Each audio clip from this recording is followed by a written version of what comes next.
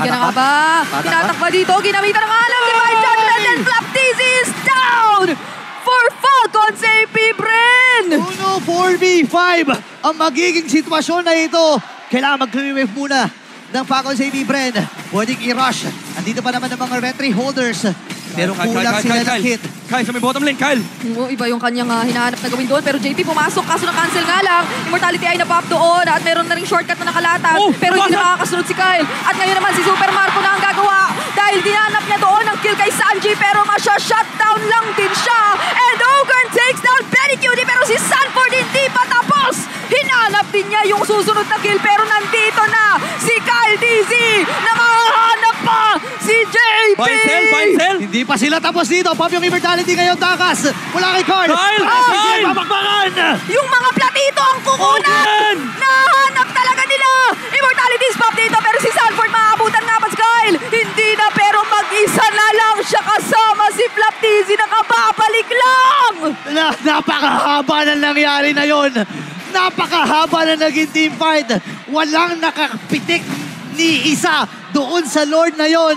Ang daming bumagsak. But then again, hindi pa rin natin alam kung sino mananalo dito. Yung puso ko. Ah, Yung puso. Pinaglalaro nila yung puso natin. Uy! roller coaster of emotion. Pero ang dami nangyari. Ang ganda ng setup ni Kyle TZ sa may bottom lane. The attempt to split push. Kasi alam niya may shortcut. Pero Benecutie nung lumabas yung shortcut, pinatay niya kagad yun. Hindi kagad nakalipat si Kyle TZ. Pati na ganyan yung buy and sell. Nabuhay pa yung Nolan. Nagbenta siya ng item. Bumili ng Imo. Sanford! Okay, easy. Atras muna siya dito. Pero tinamaan sila na Azure Echo ha. Oo, parang nararamdaman ni Flaptizi yung damage JP! kanina pa. Pero si JP nga lang nahanap dito. Pero si Kyle!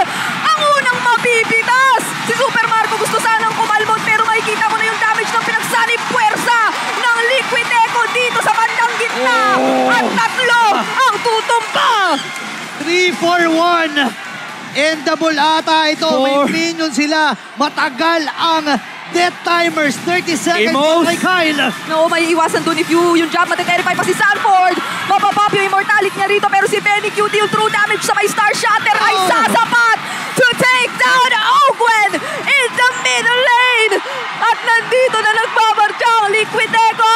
Ang Express nagsisigawan na. May minion sila nakasama. 10 seconds, 10 seconds! This might be the final push. 8 seconds para kay Kyle. Kakayanin pa niya dumipensa. May isa silang minion na kasama at wala nang ibang nakikita si Benny.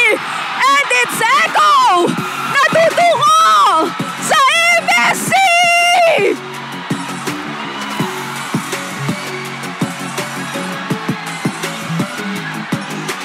Liquid Echo